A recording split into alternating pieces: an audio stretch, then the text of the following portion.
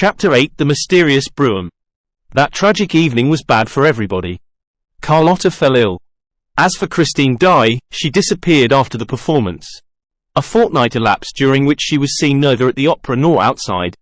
Raoul, of course, was the first to be astonished at the prima donna's absence. He wrote to her at Ms. Valerius's flat and received no reply. His grief increased and he ended by being seriously alarmed at never seeing her name on the program. Faust was played without her. One afternoon he went to the manager's office to ask the reason of Christine's disappearance. He found them both looking extremely worried. Their own friends did not recognize them. They had lost all the gaiety and spirits. They were seen crossing the stage with hanging heads, careworn brows, pale cheeks, as though pursued by some abominable thought or a prey to some persistent sport of fate. The fall of the chandelier had involved them in no little responsibility, but it was difficult to make them speak about it. The inquest had ended in a verdict of accidental death, caused by the wear and tear of the chains by which the chandelier was hung from the ceiling, but it was the duty of both the old and the new managers to have discovered this wear and tear and to have remedied it in time. And I feel bound to say that Mr. Richard and Moncharmin at this time appeared so changed, so absent-minded, so mysterious, so incomprehensible that many of the subscribers thought that some event even more horrible than the fall of the chandelier must have affected their state of mind. In the daily intercourse, they showed themselves very impatient, except with Ms. Giry, who had been reinstated in her functions. And their reception of the Vicomte de Chagny, when he came to ask about Christine, was anything but cordial. They merely told him that she was taking a holiday. He asked how long the holiday was for, and they replied curtly that it was for an unlimited period, as Ms. Daaé had requested leave of absence for reasons of health. "Then she is ill," he cried. "What is the matter with her?" "We don't know." "Didn't you send the doctor of the opera to see her?" "No, she did not ask for him, and, as we trust her, we took her word." Raoul left the building a prey to the gloomiest thoughts. He resolved, come what might, to go and inquire of Mama Valerius. He remembered the strong phrases in Christine's letter, forbidding him to make any attempt to see her.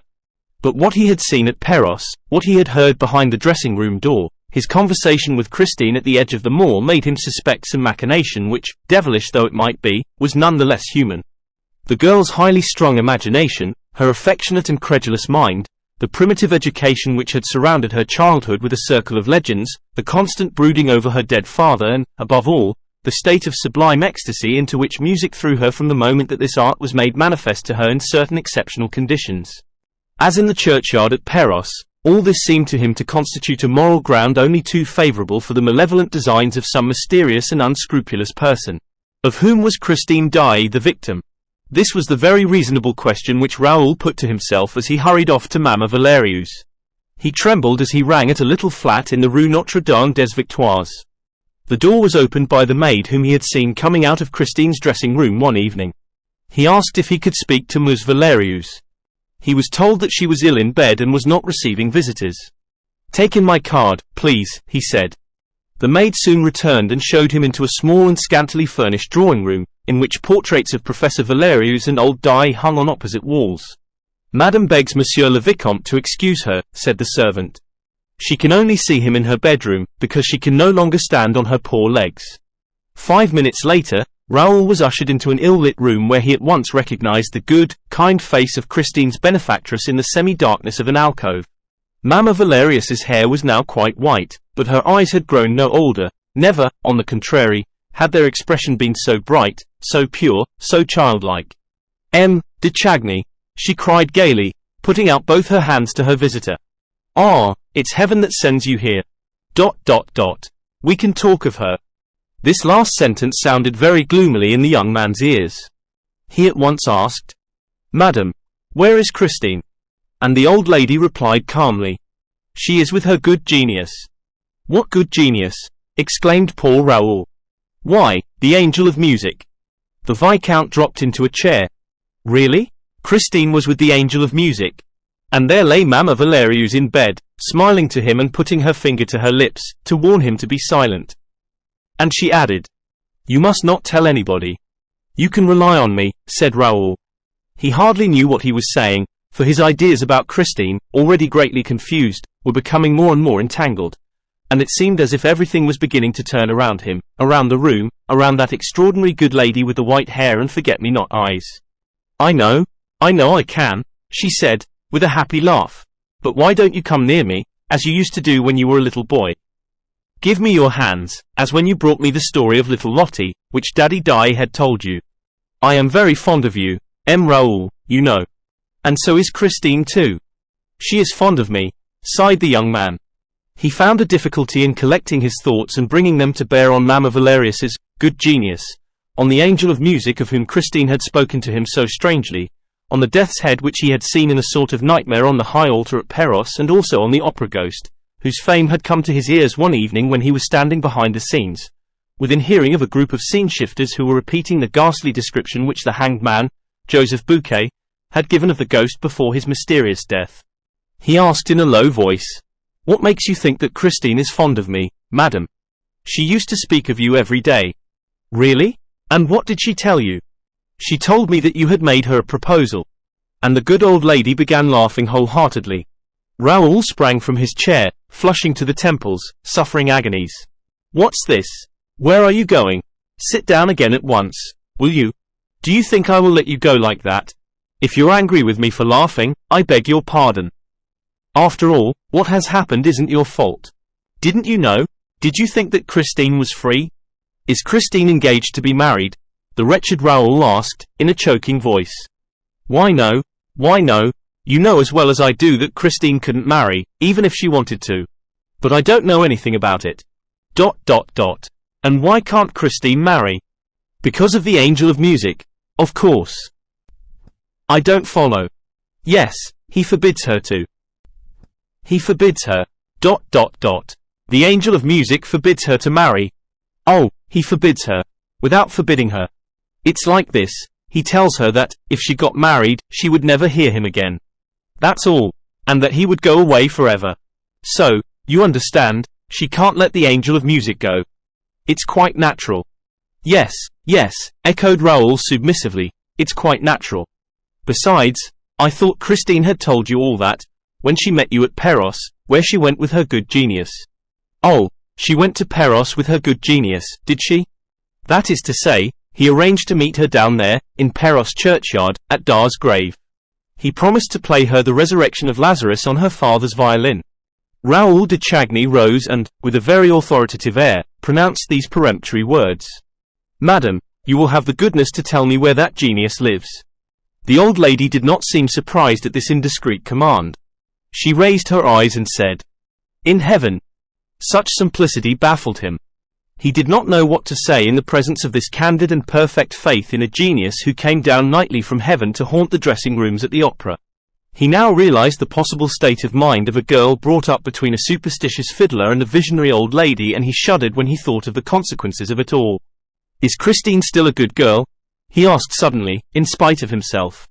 I swear it, as I hope to be saved, exclaimed the old woman, who, this time, seemed to be incensed. And, if you doubt it, sir, I don't know what you are here for. Raoul tore at his gloves. How long has she known this genius? About 3 months. Yes, it's quite 3 months since he began to give her lessons. The Viscount threw up his arms with a gesture of despair. The genius gives her lessons. ... And where, pray? Now that she has gone away with him, I can't say, but, up to a fortnight ago, it was in Christine's dressing room. It would be impossible in this little flat. The whole house would hear them. Whereas, at the opera, at 8 o'clock in the morning, there is no one about, do you see? Yes, I see, cried the Viscount. And he hurriedly took leave of Ms. Valerius, who asked herself if the young nobleman was not a little off his head. He walked home to his brother's house in a pitiful state. He could have struck himself, banged his head against the walls. To think that he had believed in her innocence, in her purity. The angel of music. He knew him now. He saw him. It was beyond a doubt some unspeakable tenor, a good-looking jackanapes, who mouthed and simpered as he sang. He thought himself as absurd and as wretched as could be. Oh, what a miserable, little, insignificant, silly young man was le Vicomte de Chagny, thought Raoul, furiously. And she, what a bold and damnable sly creature. His brother was waiting for him, and Raoul fell into his arms, like a child. The Count consoled him, without asking for explanations, and Raoul would certainly have long hesitated before telling him the story of the angel of music. His brother suggested taking him out to dinner. Overcome as he was with despair, Raoul would probably have refused any invitation that evening, if the Count had not, as an inducement, told him that the lady of his thoughts had been seen, the night before, in company of the other sex in the boys. At first, the Viscount refused to believe, but he received such exact details that he ceased protesting. She had been seen, it appeared, driving in a brougham, with the window down. She seemed to be slowly taking in the icy night air. There was a glorious moon shining. She was recognized beyond a doubt. As for her companion, only his shadowy outline was distinguished leaning back in the dark. The carriage was going at a walking pace in a lonely drive behind the grand stand at Longchamp. Raoul dressed in frantic haste, prepared to forget his distress by flinging himself, as people say, into the vortex of pleasure.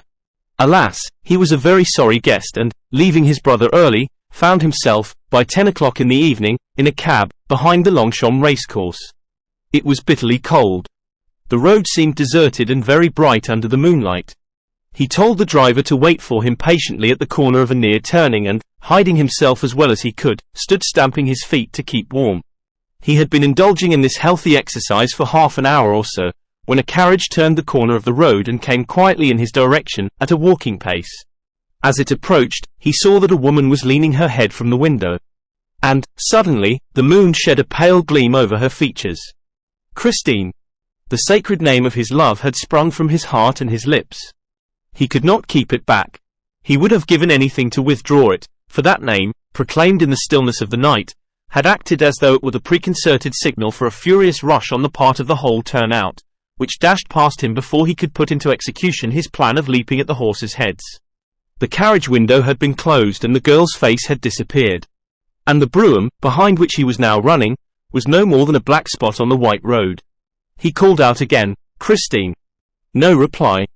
And he stopped in the midst of the silence. With a lackluster eye, he stared down that cold, desolate road and into the pale, dead night. Nothing was colder than his heart, nothing half so dead. He had loved an angel and now he despised a woman. Raoul, how that little fairy of the north has trifled with you. Was it really necessary to have so fresh and young a face, a forehead so shy and always ready to cover itself with the pink blush of modesty in order to pass in the lonely night, in a carriage and pair, accompanied by a mysterious lover? Surely there should be some limit to hypocrisy and lying. She had passed without answering his cry. And he was thinking of dying, and he was 20 years old. His valet found him in the morning sitting on his bed. He had not undressed and the servant feared, at the sight of his face, that some disaster had occurred. Raoul snatched his letters from the man's hands.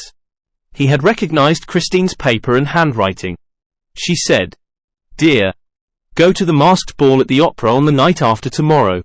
At 12 o'clock. Be in the little room behind the chimney place of the big crush room. Stand near the door that leads to the rotunda. Don't mention this appointment to anyone on earth. Wear a white domino and be carefully masked. As you love me, do not let yourself be recognized. Christine."